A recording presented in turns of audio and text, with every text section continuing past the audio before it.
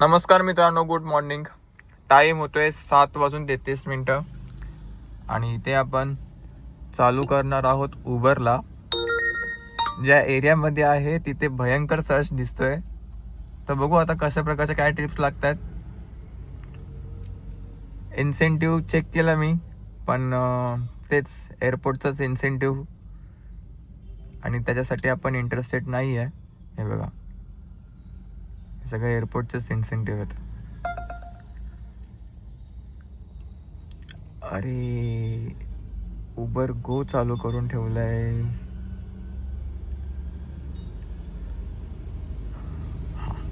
आता ठीक आहे.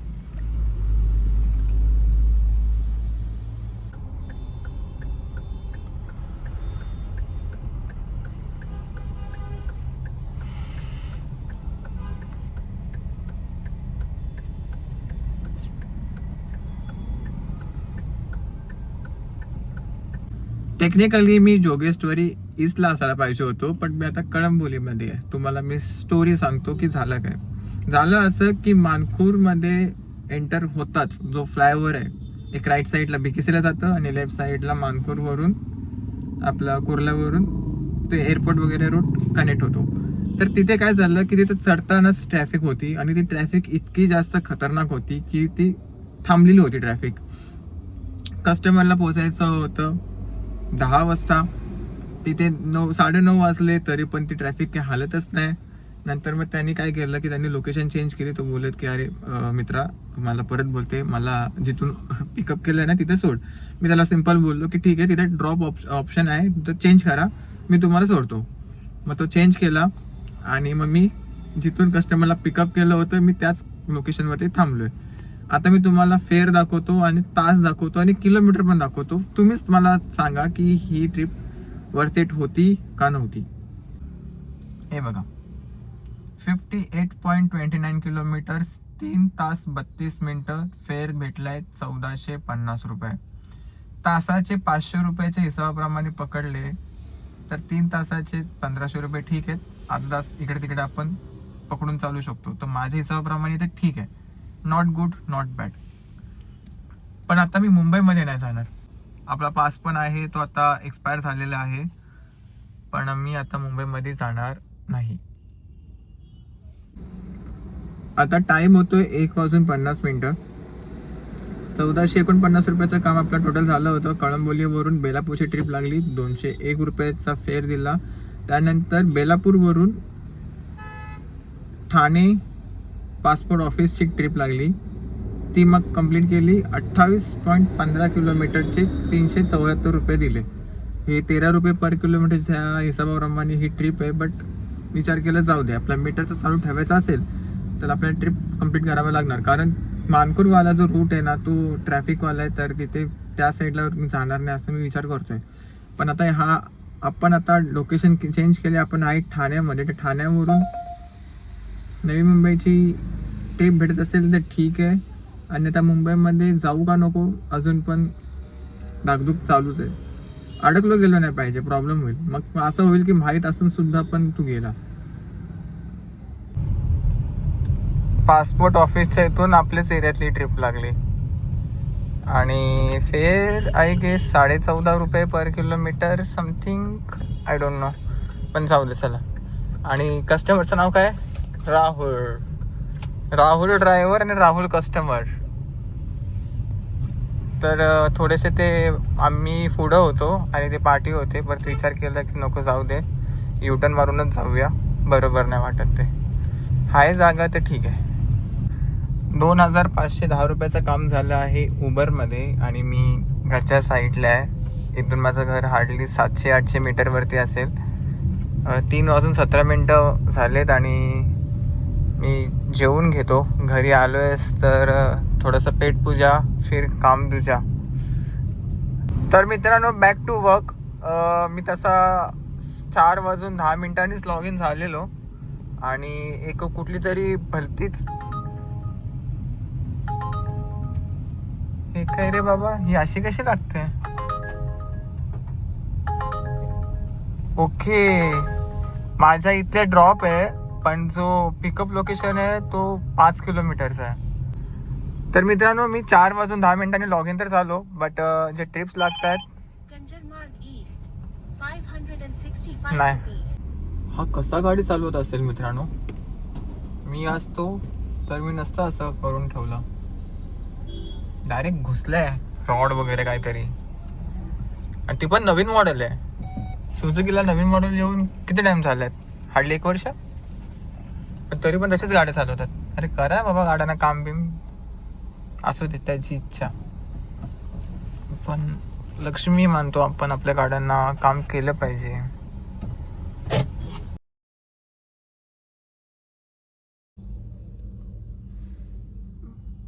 कुठला आहे एरिया माहिती नाही, बट नवी मुंबई एरिया आहे एवढं माहिती पडलंय. आता जेव्हा मॅच होईल तेव्हा आपल्याला ॲक्युरेट माहिती पडेल की नक्की ट्रिप आहे कोणती. हे बघा ह्या सेटची होती कुठली तरी.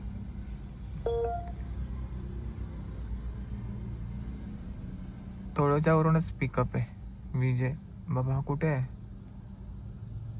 ठीक आहे, इतका काही इश्यू नाही आहे, जाऊ पिकअप करायला. ही क्लच माझा, ही माझ्या मते तरी तुर्भे MIDCची ट्रिप असू शकते. तुर्भे स्टेशनची ट्रिप असू शकते. चलो. कळंबोलीवरून घनसोलीची ट्रिप होती ती. मला पहिले वाटलं की कुठल्या रेल्वे स्टेशनची आहेत, कारण मला तुर्भे रेल्वे स्टेशनच्या आसपास दाखवत होतं, पण ती ॲक्च्युअलमध्ये होती घनसोलीची ट्रिप. घनसोली गावामध्ये कस्टमरला ड्रॉप करायचं होतं. ड्रॉप केला. 23.11 किलोमीटरचे 402 रुपये दिले. तर एक चांगला फेअर होता. 1 तास लागला, म्हणजे 50 मिनटं 40 सेकंद. तर आता मी एरिया प्रिफरन्स टाकला आहे, आणि एरिया प्रिफरन्स टाकून गो ऑनलाईन केलंच नाही, करतो गो ऑनलाईन. आणि मुंबईमध्ये जाण्याचा काय माझा असा खास विचार तर नाही आहे. ऐरोलीवरून बँड्रा वेस्ट नाही रिझर्वेशन आहे, नको. तर थांबून बघूया, ट्रिप भेटतील अशा आहे. 5:45 वाजलेले आहेत. तर मुंबई नाही, नवी मुंबई साईडची डायरेक्टली जर पनवेल ट्रिप लागली ना तर खूप अतिउत्तम होईल. बघू आता कसं काय ते. एरिया प्रेफरन्स चालू आहे, आणि आपण थोड्याफार कमेंट्सवरती रिप्लाय देऊ. हे बघा, हे माझं यूट्यूबचं हे आहे, यूट्यूब स्टुडिओ. त्यानंतर इथे बघा, डिझेल कार घे. सिरियसली दादा, ओला उबेरमध्ये पेट्रोल आणि CNG कार चालू शकते, डिझेल कार नाही चालू शकत. तुझी गाडी कॅश आहे की EMI? तुझा एक्सपिरियन्स शेअर कर ओला उबरचा. त्याच्यानंतर रिप्लाय अजून एक आला आहे, प्लीज शेअर. तर ठीक आहे, सांगतो तुम्हाला ओला उबरचा एक्सपिरियन्स.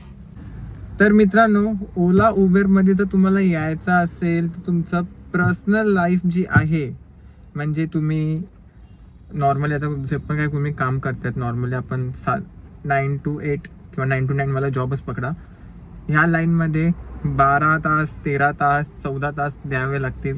जर तुमच्यावरती जर फायनान्शियली प्रेशर जास्त असेल तर. परत जर तुम्हाला जर या लाईनमध्ये काही अनुभव नाही आहे तर सगळ्यात पहिले अनुभव घ्या. अनुभव घेण्यासाठी काय करू शकता, तुम्ही कार रेंटल सर्व्हिस घेऊ शकता.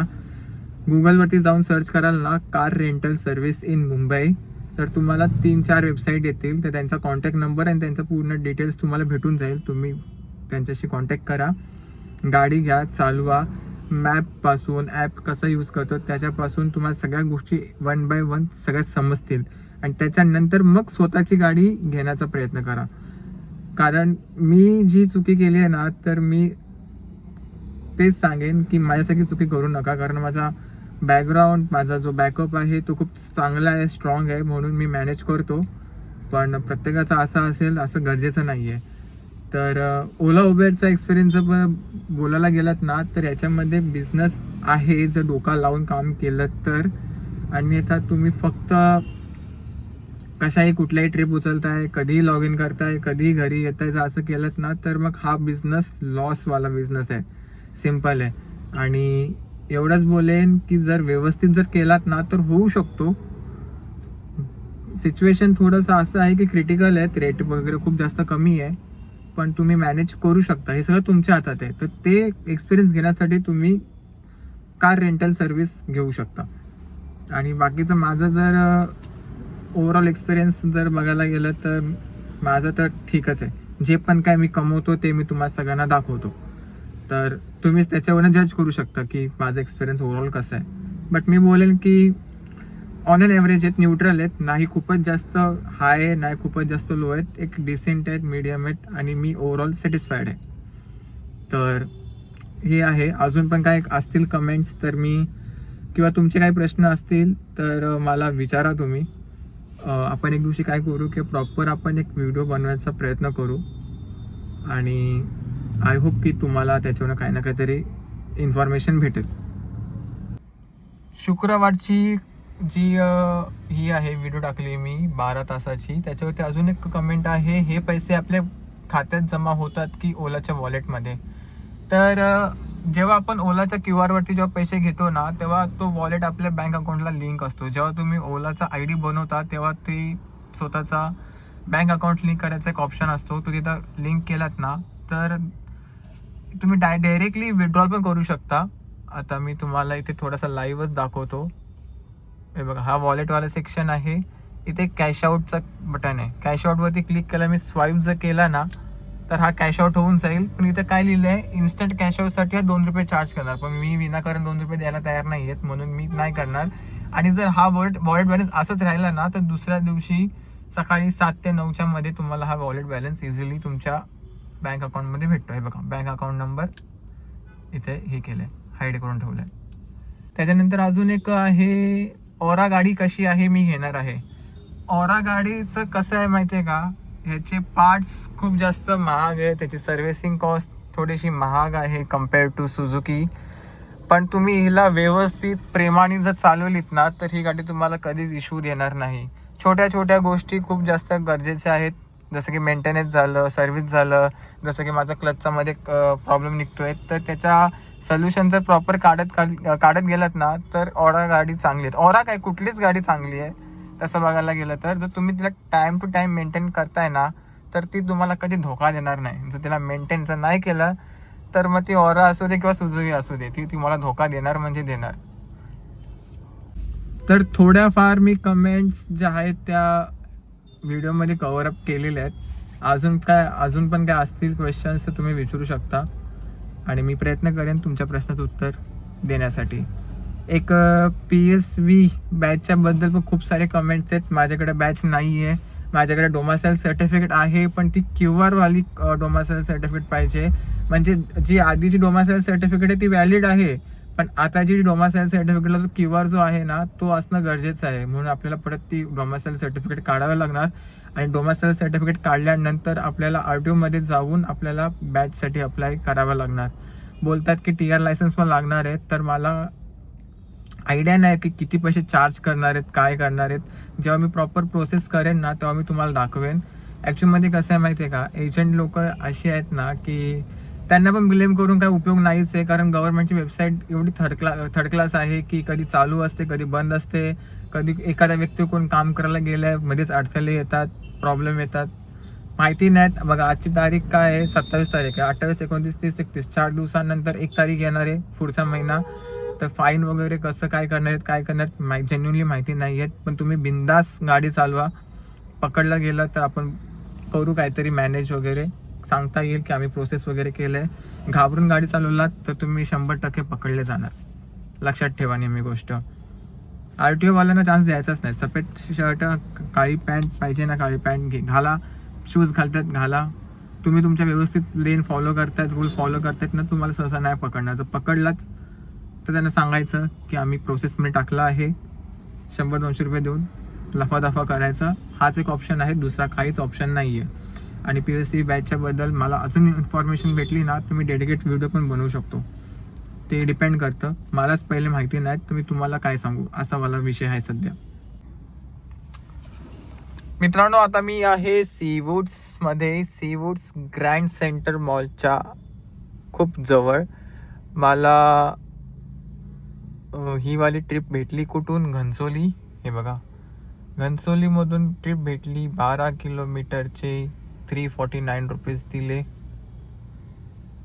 आणि एक पनवेलची ट्रिप भेटली होती, मॅच नाही झाली. पनवेल कुठं, पनवेलच्या पण थोडा पुढेच कुठेतरी होता. 22 किलोमीटरचे 350 रुपये दाखवत होता. रेट कमी होता त्या हिशोबाप्रमाणे. माझा एरिया प्रिफरन्स संपला की मी घरच्या साईडला पण जाऊ शकतो, पण MT जाण्याचा काय असा खास विचार नाही आहे. तर बघू कसं काय आहे. भेटली तर ठीक आहे, अन्यथा नो वरी. ट्रिप भेटली तर ठीक आहे, अन्यथा काही हरकत नाही. एक तास वाट बघून इथून मी कल्टी मारणार. मी आहे ना थोडंसं काम करतो, थोडंसं वॉक करतो. पाय दुखायला लागले. वॉक करणं इम्पॉर्टंट आहे, नाहीतर मग पुढे येणाऱ्या टाईममध्ये आपले लफडे होऊ शकतात. 8 वाजलेत आणि टोटल गाडी चालली आहे 182 किलोमीटर्स. आणि ही आहे आपली उबरची अर्निंग. उबरमध्येच काम झालं आहे, रॅपिडोमध्ये काय एकही ट्रिप भेटली नाही आपल्याला. आणि ओलाचा तर रिचार्ज आपण केलेलाच नाही आहे. आणि मी इथे कॅल्क्युलेट पण केलं आहे, 3262 रुपयाचं काम झालं आहे. उबरमध्ये 900 रुपयाचं CNG पकडलं आहे, कारण ह्याच्यापेक्षा जास्तच गेला असेल, पण मी ऑन एन ॲव्हरेज पकडतो आहे. आणि 212 रुपये आपला उबरचा चार्ज. आणि टोटलची अर्निंग आहे 2150. एवढी आपली टोटल अर्निंग आहे आजची. आज मुंबईमध्ये काम केलंच नाही आहेत. मुंबईमध्ये एंटर होण्याच्या आधीच आपण एक्झिट मारलं आणि जेवढा पण काम झालं आहे तो नवी मुंबईमध्ये झालं आहे. आणि होऊ शकतो की मुंबईमध्ये जर गेलो असतो तर अजून काम झालं असतं, बट मी रिस्क नाही घेतली ट्रॅफिकमुळे. तर जाऊ दे, जी पण काय आहे त्याच्यामध्ये आपण संतुष्ट आहेत असं बघायला गेलं तर ठीक आहे. आजच्या व्हिडिओमध्ये एवढंच. आय होप तुम्हाला व्हिडिओ आवडला असेल. व्हिडिओ आवडला असेल नक्की लाईक, शेअर आणि सबस्क्राईब करायला विसरू नका. तुमचे काही कमेंट्स आहेत मी या व्हिडिओमध्ये कव्हर केले आहेत. जरी तुमचे काय अजून डाऊट असतील तर तुम्ही विचारू शकता. मी येणाऱ्या 1-2 दिवसांमध्ये तुमचे थोडे कमेंट्स वाचत जाईन, जेणेकरून तुम्हाला पण थोडंसं सॅटिस्फॅक्शन होईल, है ना. तर ठीक आहे, bye, good night, take care आणि भेटूया अशाच एक नवीन व्हिडिओमध्ये. Good night.